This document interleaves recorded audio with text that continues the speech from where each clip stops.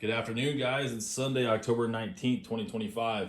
I was doing my tactics puzzles today and came across a good one I wanted to share with you for a couple reasons. It's one of those longer story type problems where it's not just like one, two, or three moves in, but it's like six moves in, and you have to be very precise on every single move or else the whole thing falls apart. So, really an instructive puzzle and wanted to get into it with you. So, black moves rook to e6. And you're probably seeing the immediate tactic. I know I am.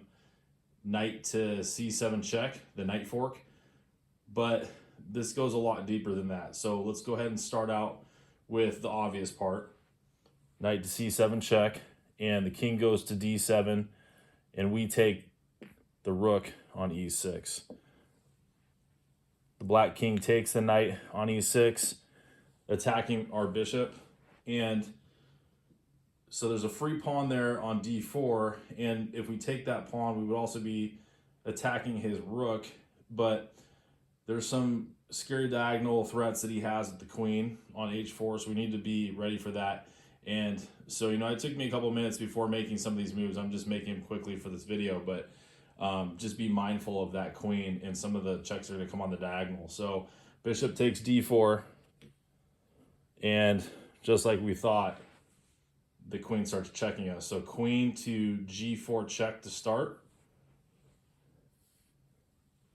And I don't want to intercede my queen on e2, so and lose it to the rook, so that doesn't make any sense. So really the only place to go is king c1. And now black plays queen to f4 check. This is the more thought-provoking part of the problem from the first couple moves, because there's a couple problems here. So yes, we're in check. We can just, if we go king b1, he's just going to pin our queen to our king with rook f1, and that's a problem. We can't go queen to e3 because then he trades off the queen. Queen takes e3 check, bishop takes e3, and then he goes rook to f1 check, skewering our king and rook, and then king d2, rook takes a1 in that case. So what do? I'd like to go bishop to e3, but the issue that I had with this part was bishop to e3, rook to f1, and then if I do the I take your queen, you take my queen trade, so I go bishop takes f4, and then he goes rook, he takes my queen with check. That's the problem. So in bishop to e3, rook to f1, bishop takes f4, rook takes e1 check, king to d2, rook takes a1, and black is winning. So that is not the sequence. And this is where I got hung up for a couple minutes. I mean, I'm talking like a good 5-6 minutes. It took me 13 minutes to solve this problem. So I finally figured it out. And if you haven't found it yet, this is why it's confusing, because at this part, bishop e3 is correct, but the reason why is because after rook to f1, where he pins your queen to your king, you don't have to make a decision between the pieces in that immediate area yet.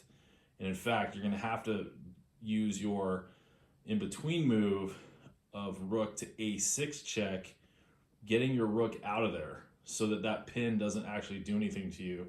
And that's how you solve this problem. So it's a very tricky in-between move to find. So let's just get going on this line. Bishop to e3, rook to f1, rook to a6 check, and the king's going to want to go to d7, because if he goes to, say, e5 in that case, then we have bishop takes f4 with check.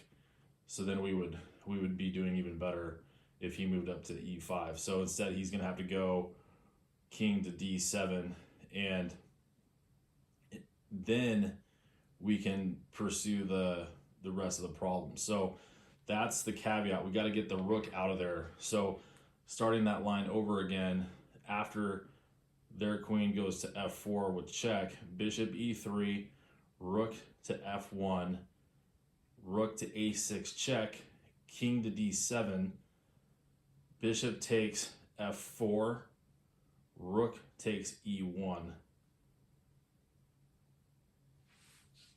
And then would check, and then king to d2. So that's how we solve the problem. We're basically left with a rook and a bishop, and he only has a rook. So really good problem. Shows the power of the in-between move. We've had a couple of videos on that already, but you got to get the in-between moves, guys. It makes a world of a difference, and in this case, it's an escape hatch. Have a great day. I'll see you on the next video.